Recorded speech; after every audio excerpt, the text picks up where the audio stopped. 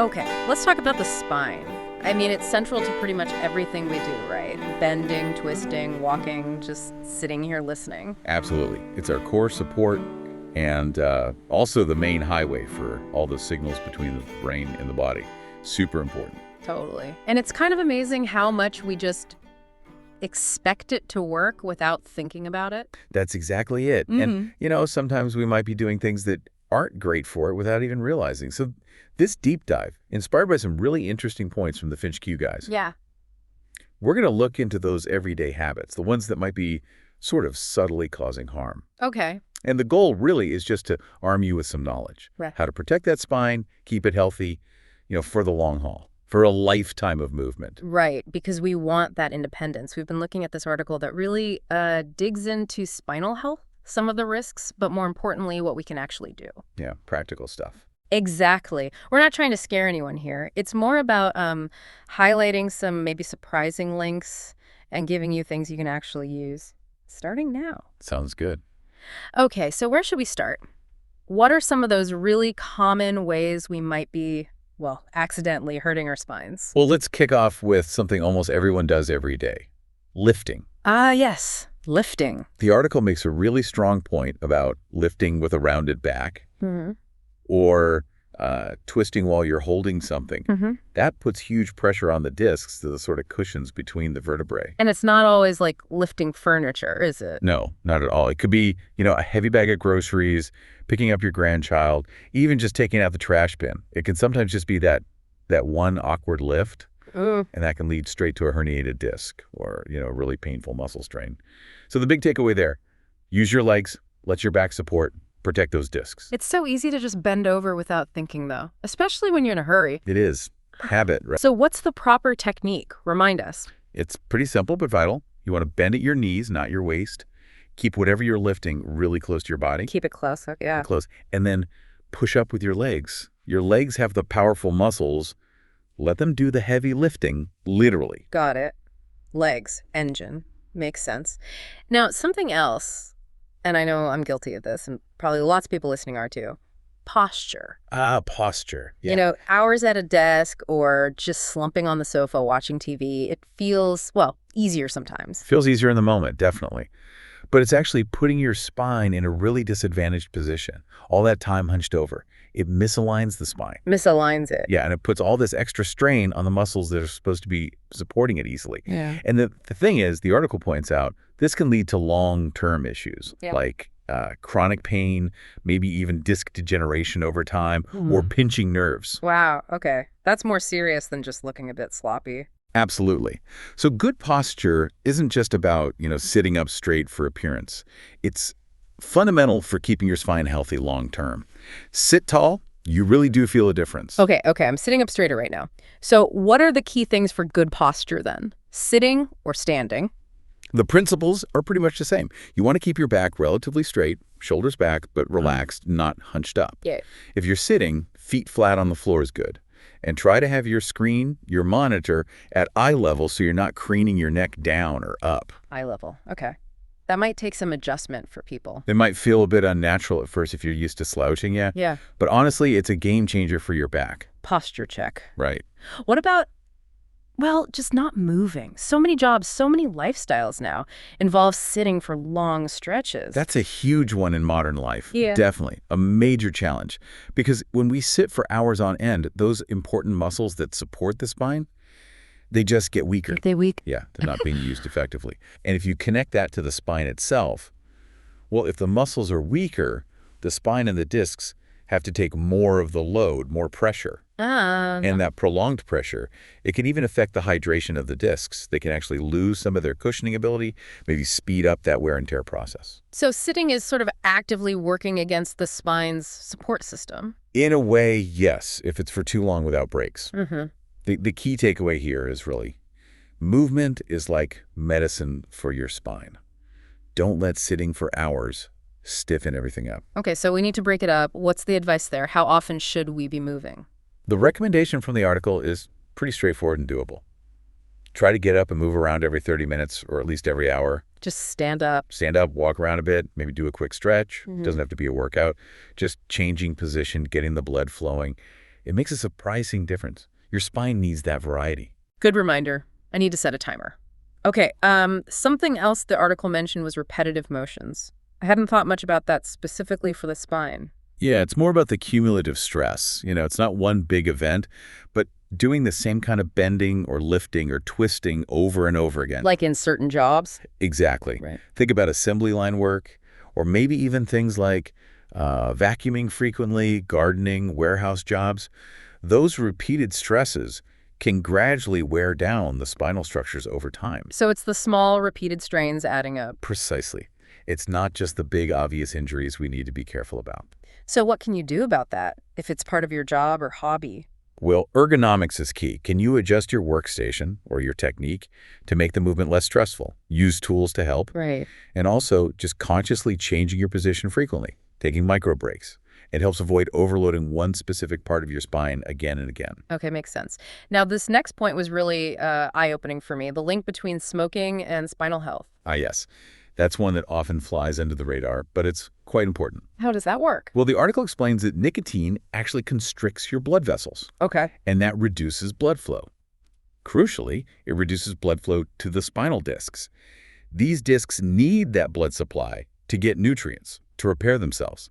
So if you choke off that supply... They can't heal as well. They degenerate faster. Exactly. It can accelerate that degeneration process. So the takeaway is pretty stark. Smoking doesn't just harm your lungs and heart. It directly compromises the health of your spinal discs at a cellular level. Wow. That is direct. Okay, so add healthier spine to the long list of reasons to quit smoking. Absolutely. It's a clear benefit for your back along with all the others. Okay. Let's shift gears a bit to something that definitely becomes more of a concern as we get older. Osteoporosis and the risk of spinal fractures. Yes, this is a really critical area, especially for older adults. Yeah. Osteoporosis makes bones weaker, more brittle, and that includes the vertebrae in your spine. This makes them much more susceptible to what they call compression fractures. Compression fractures, that sounds painful. They can be. And what's worrying is that they can happen from really minor things sometimes, like a forceful sneeze, bending over to tie your shoes, maybe a small stumble or trip, things you wouldn't expect to break a bone. From a sneeze? Seriously? It can happen if the bone density is low enough. Here's another concerning part. Sometimes these fractures aren't immediately obvious. They might go undiagnosed for a while. Undiagnosed? How would you know then? What are the signs? The article flags a few things to watch for. A noticeable loss of height over time is one. Loss of height. Yeah. Or persistent back pain that just doesn't seem to have a clear cause. And developing that more stooped or hunched posture you sometimes see. Okay. And it's really vital to understand that falls are a huge trigger for these fractures in older people. And unfortunately, having one spinal fracture significantly bumps up the risk of having more falls, more fractures, and sadly, a decline in mobility and independence. It can really impact quality of life. That's quite sobering. So prevention is key here. What can people do proactively? Definitely. The article gives some solid advice. First, screening for osteoporosis is important. The general guidelines are women over 65, men over 70, or earlier if you have risk factors. Get tested. Okay. Then, nutrition. Making sure you're getting enough calcium and vitamin D, essential building blocks for bone. Diet first, but supplements if needed. Calcium and D. Got it. And exercise. Specifically, weight-bearing exercise. That means activities where your bones support your weight, like walking, dancing, even climbing stairs. And balance exercises are crucial too. Things like Tai Chi can help reduce fall risk. Stay active, work on balance. Yes. And then there's the practical side, making your home safer, fall-proofing. Simple things like getting rid of clutter, making sure lighting is good, maybe installing grab bars in bathrooms or hallways, reducing the chance of that trip or fall in the first place. Makes sense. And this seems like an area where technology, like the FinchQ system mentioned, could potentially lend a hand. Exactly. That's where it fits in. The article touches on how tech, like FinchQ, can, sort of, keep a background watch on movement patterns, on balance. Yeah. It might pick up subtle changes that could signal an increased risk before a fall happens. Like an early warning. Potentially, yeah. And it often includes features like fall detection. If a fall does happen, it can automatically alert family or caregivers.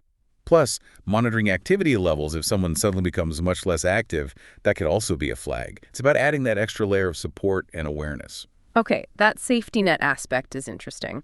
Right, so we've talked about quite a few ways we might be maybe unknowingly stressing our spines. Let's flip it now.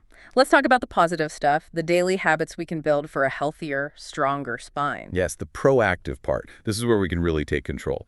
The article stresses several key daily habits, and number one, unsurprisingly, is regular exercise. What kind of exercise is best? A mix, really. Strength training is important, especially for the core muscles, think abdomen and back. Things like Pilates, careful planking. A strong core acts like a natural corset, supporting your spine. A natural corset. I like that. Yeah. And then general fitness. Walking is fantastic. Swimming is great because it's low impact. And flexibility, things like yoga or Tai Chi can improve range of motion and, as we said, balance. So core strength is really fundamental. Absolutely fundamental. Yeah. And tied into that is maintaining a healthy weight. How does weight impact the spine directly? Excess weight, especially extra weight around the belly, tends to pull the pelvis forward. This increases the curve in the lower back and puts a lot more strain there. Okay. That makes perfect sense. So exercise, weight management, what else? Thinking about ergonomics in your everyday environment, we touched on posture, but this is also about the tools you use. Do you have a supportive office chair? Does it encourage good posture? Or maybe even a standing desk. Or a standing desk. Yeah, to break up the sitting. Even things like wearing supportive shoes if you're on your feet a lot. It all contributes. Right. And don't forget sleep. Sleep is when your body repairs itself, including your spine. So a good supportive mattress is key. And sleep position matters too, right? It does. Generally, sleeping on your side or your back is better for spinal alignment than sleeping on your stomach. Using pillows strategically can help maintain that alignment. Okay, side or back. Mental note made. What about something really basic, like drinking water? Crucial. Absolutely vital. Those spinal discs we talked about, they're mostly water. Staying well hydrated helps them keep their plumpness, their cushionability, their resilience. So water keeps the shock absorbers working. That's a great way to think about it, yes. Keep those shock absorbers juicy. And one final point the article brings up is just remembering those bone density checks, especially as we age, particularly for postmenopausal women and older men. Catching bone loss early allows for intervention. Right. Be proactive about bone health. So it really is a whole package. How we move, how we sit, our weight, sleep, hydration, bone health. It all connects. It's definitely a holistic picture. Now let's loop back quickly to the technology aspect, like Finch Q. How specifically can that fit into these daily habits and support spine health? What's interesting is how it can offer that sort of continuous low-key support, especially valuable for people who might have higher risks, maybe due to age or existing conditions. Okay. The article highlights a few ways. Its ability to track movement patterns, walking style, balance, maybe even subtle posture changes over time. Things you might not notice yourself. Exactly. Things you might not notice day to day, but the system could pick up as a trend. These could be early clues that maybe something's changing, maybe balance is slightly off, increasing fall risk, or maybe posture is worsening. So it's like having a background monitor for potential issues. In a sense, yes, an objective measure. It can also sometimes monitor vital signs, and, significant changes there could potentially correlate with pain or discomfort that's limiting mobility. And the safety aspect we mentioned earlier. Right. For people living alone, the fall detection and the ability to automatically alert designated contacts family, caregivers that can be incredibly reassuring, a real safety net. Yeah, I can see that providing huge peace of mind. Absolutely. And beyond the monitoring, it can also provide those little nudges, those daily insights or reminders.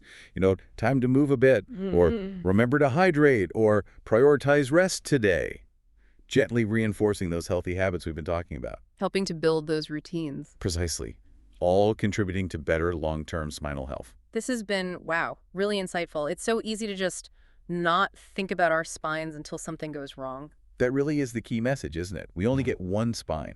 And yeah, it's strong, it's resilient, but it's not indestructible. But, and this is the encouraging part, the article really drives home that so much of keeping it healthy is actually within our control. That's the empowering conclusion. Most potential problems are preventable, or at least manageable, with smart choices. So it's about being mindful of how we move, how we hold ourselves. Yeah, how we move, posture, paying attention to bone health, maybe leveraging technology if it makes sense for you. It's about making those conscious, spine-smart choices day in and day out. Making them habits. That's it. Because, at the end of the day, a healthy spine really is the foundation for a healthy, active you. Upright, balanced, ready for whatever life throws your way. It definitely makes you stop and think, doesn't it? How am I treating my own backbone today?